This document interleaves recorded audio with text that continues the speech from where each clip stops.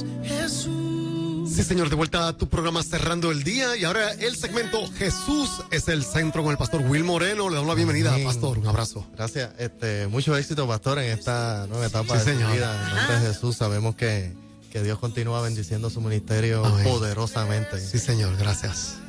Bueno, estamos en vivo, perdóname, estamos en vivo a través de nuestra página del Facebook, Nueva Vida 977. Dale like, sobre todo dale share para que otros también puedan ser bendecidos a través de todas estas lecciones que compartimos con el pastor.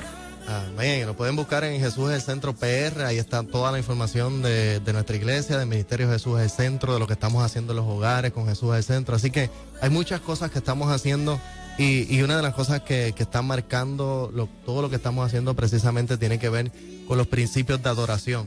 Tiene que ver con la adoración. Y ya hace unas semanas atrás comencé a hablar un poco sobre por qué Jesús tiene que ser el centro de la adoración. Y una de las cosas que estuvimos hablando estaba relacionado con el libro de Apocalipsis. Y decíamos que el libro de Apocalipsis, más allá de un libro de miedo, es un libro de esperanza. Es un libro que nos enseña. Yo siempre he creído que el Génesis es la semilla. Toda la Biblia es ese lugar donde se va cosechando esa semilla, se va cuidando esa semilla. Y el Génesis es donde recibimos el fruto. El Apocalipsis. El Apocalipsis es donde recibimos el fruto, sí, donde finalmente podemos ver las cosas desde la perspectiva de Juan, ¿verdad? Y el libro de Apocalipsis nos enseña cómo Jesús viene a ser el centro de todas las cosas y especialmente el centro de la adoración. Ahora, una de las cosas que tenemos que tener como principio es que Jesús transformó la adoración y Jesús vino a traer un cambio en la adoración cuando habló con la samaritana y le estableció a la samaritana que la adoración no tenía que ver necesariamente con un templo o con un lugar, sino que la adoración era algo espiritual. Y Jesús establece que al Padre se le adora en espíritu y que se le adora en verdad, porque el Padre es espíritu. Ahora, también es interesante que cuando Jesús está hablando con la samaritana, una de las cosas que le dice a ella es que Él le pide agua, ¿verdad? Pero cuando cambian un poco la conversación, le dice a ella, si tú tomaras del agua que yo te puedo dar, nunca más tendrás sed. Así que para mí eso es bien interesante porque otra de las cosas que aprendo de la adoración es que la adoración más allá de una relación tiene que ver con comunión. Hay algo del Padre que se deposita en mí que entonces transforma mi forma de ver las cosas y también mi forma de actuar en cuanto a la adoración. Es un principio poderoso poder entender que la adoración nace de algo que Dios quiso poner dentro de nosotros, de algo que Dios quiso transformar dentro de nosotros. El problema antes de este tiempo es que la adoración estaba demasiado ligada al rito. Y cuando tú adoras conforme al rito, no necesariamente adoras en espíritu y en verdad. Todo el mundo puede adorar conforme al rito, pero no todo el mundo adora en espíritu y en verdad, porque cuando hay espíritu y verdad, hay comunión. Es un solo espíritu, es un solo Padre y es uno solo que es el Hijo. Ahora bien, una de las cosas interesantes que he estado encontrando en estos días es que siempre que la palabra nos habla de adoración, está relacionada con sacrificio y está relacionada con cordero, ¿verdad? Y es muy interesante que cuando entramos y empezamos a buscar sobre el cordero, empezamos a buscar sobre el sacrificio, nos encontramos que desde el primer momento, desde el primer tiempo, precisamente cuando Adán y Eva pecaron, una de las cosas interesantes que suceden es que Dios cubre a Adán y a Eva con unas pieles. Así que ya desde el principio aparece un cordero en medio del sacrificio. Cuando nos movemos un poquito más adelante, llegamos a Adán, llegamos a Abraham.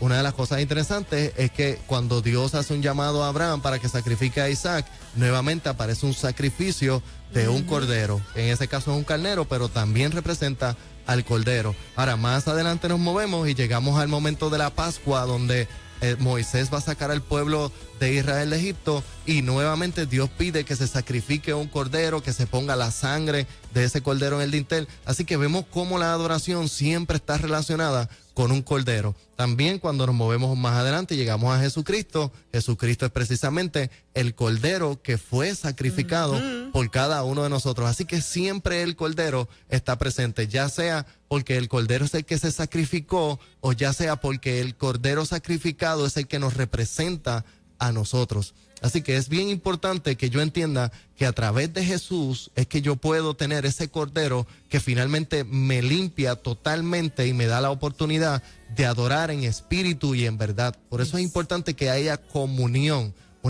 muchas personas tienen relación con Dios y dicen, este es mi Dios, Él me salvó, Él hizo tal cosa por mí, yo creo en Él, yo oro a Él, pero llega un momento en nuestra vida en que tenemos que pasar de una relación a una comunión, que todo lo que haya en mí tenga que ver con Él, que todo lo que yo planifique tenga que ver con Él, que todo lo que yo desee, que todo lo que yo ponga en escena en mi vida tenga que ver con Él. En otras palabras, que Jesús venga a ser el centro de mi vida, que venga a ser el centro de todo lo que yo planifico. Entonces, mi adoración va a cambiar, porque entro en un tiempo de adoración conforme a la voluntad de Dios. Una de las cosas interesantes que nos enseña la palabra es que la adoración siempre tiene que ver con el Cordero y el Cordero siempre va a ser Jesús. Ahora, cuando vamos al libro de Hebreos, en el capítulo 10, algo bien interesante que nos trae el capítulo de Hebreos, dice, pues la voluntad de Dios fue que el sacrificio del cuerpo de Jesucristo nos hiciera santos una vez y para siempre. Y hay dos elementos interesantes ahí. Una es que el sacrificio del Cordero trae santidad a nuestra vida, y lo segundo es que de una vez y para siempre. Así que siempre en adoración vamos a tener al Cordero, también vamos a tener el sacrificio y también vamos a tener comunión, porque es interesante que cuando Jesucristo es crucificado, nos santifica a nosotros de una vez y para siempre. Así que entramos en una comunión de santidad a través de Jesús. Nadie puede ser santo si no es a través de Jesús. Jesús es el santo y Él es quien nos representa en santidad a nosotros. Yo no puedo llegar a santidad si no es presentando a Cristo como el Cordero. Así es. Ahora, es interesante también saber que cuando yo siempre digo, si tú quieres saber de adoración, tienes que ir a la gente que ya está disfrutando de la adoración. ¿Por qué? Porque nosotros aquí en la tierra estamos tratando de emular lo que está sucediendo en el cielo.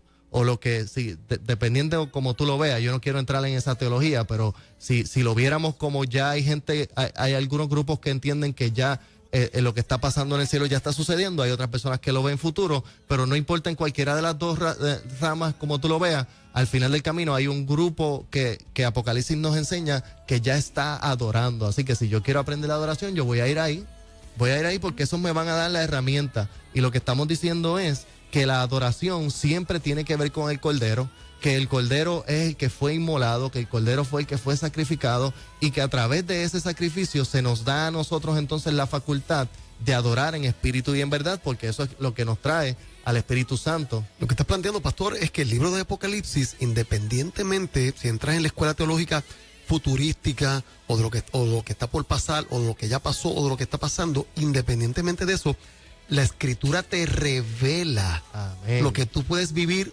hoy como experiencia de adoración, que ya está manifestado en el cielo, cuando no sabemos, ¿verdad? Amén. Es irrelevante el tiempo, lo que sí es relevante es la revelación que está en la Escritura, que te da una vivencia ahora. Amén, porque fíjate que siguiendo en esa misma línea, una de las cosas interesantes que el libro de Apocalipsis nos dice es que Él es el que es, el que era y el que ha de venir. Así que el mismo libro te establece que Jesús no vive en nuestro tiempo. Correcto. Él no está limitado a nuestro tiempo. Por lo tanto, los que están adorando allí, están adorando ya en una línea espiritual que no necesariamente tiene que estar limitada a nuestro tiempo. Ni ayer, ni hoy, ni mañana. No tiene que ver, o sea, no tenemos por qué limitar la adoración a un tiempo o a un espacio.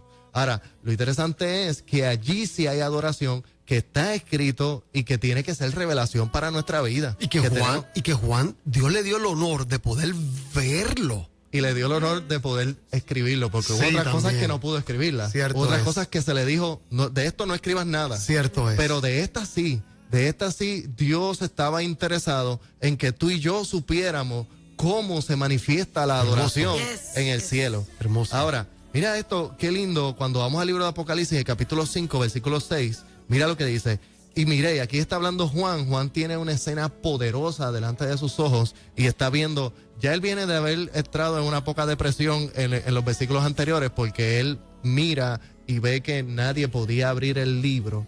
Y Juan comenzó a llorar y se levanta a uno de los ancianos y le dice, Juan, no te preocupes, porque el león de Judá, el de la tribu de Judá, él es capaz de abrirlo porque él ha vencido. Ahora, cuando sigue un poquito más adelante, es como si la escena, yo me imagino como que la escena cambia y entramos en el mismo ambiente, las mismas personas, pero se presenta una nueva escena. Y la escena te va a enseñar lo mismo. La escena te sigue enseñando adoración, pero te la va enseñando desde distintas perspectivas. La primera te habló desde la perspectiva de gobierno, cómo toda una nación adora a su rey. Y ahora, yo creo que este es el más que me gusta, porque ahora vamos a hablar de un pueblo de fe que adora a su Salvador. Entonces, cuando Juan nos escribe, dice, y miré y vi que en medio del trono y de los 4 seres vivientes y en medio de los ancianos estaba en pie un cordero como inmolado y tenía 7 cuernos y 7 ojos, los cuales son los 7 espíritus de Dios enviados por toda la tierra. Ay, ay, ay. A mí me encanta tanto esta escena porque cómo nos enseña la palabra y cómo Juan nos está enseñando que Jesús tiene que ser el centro de la adoración. Donde estamos, la escena que Juan nos está enseñando no es una escena que tiene que ver con la tierra, no es una escena que necesariamente tiene que ver con nosotros. Esta es una escena donde Dios está manifestado, expresado totalmente. Aquí está el Padre en el trono, aquí está el Hijo en medio de lo que está sucediendo. O sea, esta escena nos enseña lo que tú y yo no hemos podido ver. Porque nosotros hemos disfrutado de la bendición de Dios, nosotros hemos disfrutado de las puertas que abre Dios, hemos disfrutado de los milagros que Dios hace en nuestra vida, pero muy poco, yo no sé, habrá gente que ha tenido la experiencia, pero en el caso mío nunca he tenido la experiencia de ver a Jesús expresado, ni ver al Dios Padre expresado. Y cuando Juan nos trae esta escena a nuestra vida, lo que está diciendo es que Él está en el medio como un cordero inmolado, ¿verdad? Porque qué lindo que Jesús es Dios, está en medio del trono, está en medio de todo el mundo y todavía está enseñando la humildad del cordero que es. Y todavía nos está enseñando que Él sigue siendo el cordero, que cuando tiene las virtudes de ser rey para abrir un sello, el ser rey todavía, Él ama ser cordero y presentarse como el cordero de Dios. Sí. Qué poderoso que Jesús pudo presentarse en ese momento como rey. Y fíjate que es un cordero inmolado con la corona. Él se pudo haber presentado como rey, siendo Dios, ya siendo manifestado, ya Él cumplió su misión, cumplió su trabajo, lo cumplió todo. Y ahora, en esta escena, Jesús se presenta como el Cordero de Dios que quita el pecado del mundo, como el Cordero inmolado. Se pudo haber presentado como un Cordero con toda la victoria, pero no. Él se presentó como lo que es. Se presentó como el Dios que se hizo carne para morir en una cruz por ti y por mí. Yo creo que no hay otra cosa en este mundo que nos llame más a decir y a entender que Jesús tiene que ser el centro de nuestra adoración.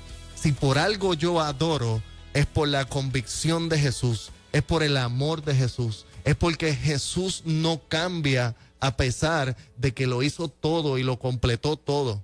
Yo creo que no existe ningún ser humano que pueda decir hoy que tuvo una misión y la completó al 100%. Wow.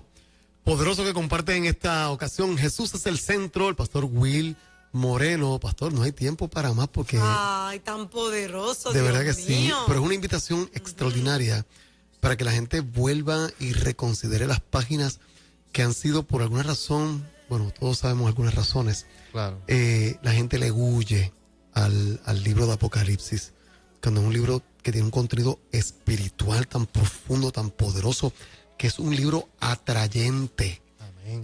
En lugar de ser un libro que te empuja hacia afuera para asustarte, es un libro que te atrae adentro y es pura presencia. Lo que hay. Fíjate que el libro, cuando comienza esos primeros 5, 6, 7 capítulos, Sí. lo que nos está enseñando es cómo Jesús fue exaltado, cómo Jesús fue levantado. Nos enseña las bodas del Cordero. Es donde entramos nosotros en escena espiritualmente. O sea, este libro está lleno de amor. El mensaje a las 7 iglesias, a las 7 iglesias se le dijo al final del camino, pero si haces tal cosa, pero si cambias en tal cosa, siempre es un libro de esperanza y de una gran bendición.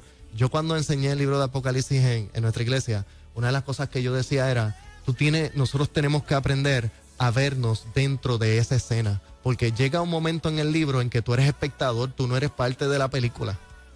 Entonces, por mucho tiempo seguimos viéndonos parte de la película y no entendemos lo que sucedió al principio de la película. Al principio de la película te está diciendo, yo te rescaté, yo te salvé, yo soy el rey y yo me casé contigo, tú eres mi cuerpo y ahora vamos a gobernar. A mí esto lo digo con mucho respeto, por supuesto, pero me sorprende por qué la gente quiere más conocimiento o revelación de la bestia, del 666, del Almagedón, cuando tú tienes como protagonista y como aquel que realmente merece toda la atención y todo el interés de estudiarlo, y podemos hacer todos los estudios también teológicos, Claro. no es que estén mal, es porque la balanza se inclina en esa dirección cuando realmente el libro se inclina en otra. O sea, no puede el anticristo, el dragón, el hijo Fíjate de que- todo este asunto no puede ser el punto de atención de un libro que lo que realmente está revelando es a Jesús, el Cordero Inmolado, Amén. el que ya venció. No fue el que murió, no es el crucificado, señores, es el resucitado, el Hijo de Dios. Pastor, no hay tiempo para más. Iba a decir un último cierre. Lo último que voy a decir es Sí. que precisamente el libro se llama La Revelación de Jesucristo. Claro.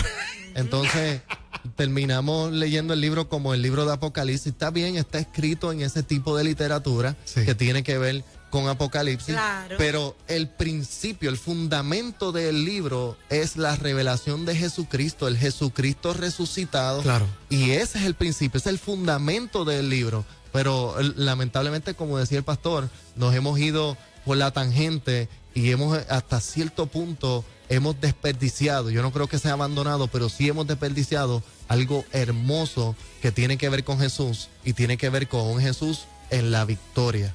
Eso es, wow, nosotros nos quedamos con los deseos, Sí, de ¿verdad? verdad que sí. Porque Poderoso. realmente yo sé que hay gente que nunca ha leído Apocalipsis, porque le tienen como que ese temor, pero qué bueno que nos estás inspirando y estás trayendo una visión totalmente diferente a la que quizás hemos aprendido culturalmente desde pequeños. Pero nada, esto continúa, esto no se Amén, queda amén, aquí. amén. Así que, ¿cómo las personas pueden comunicarse con usted? Pues nos pastor? pueden buscar a través de Facebook, estamos Jesús es el Centro PR, ahí está toda la información, tanto del Ministerio de Jesús es el Centro, de nuestra iglesia Jesús es el Centro, de los hogares Jesús es el Centro. Estamos haciendo muchas cosas, también estamos ya preparando nuestro local, próximamente vamos a estar abriendo el local de la iglesia en la Avenida Esmeralda en Guaynabo. Así que hay muchas cosas que están sucediendo.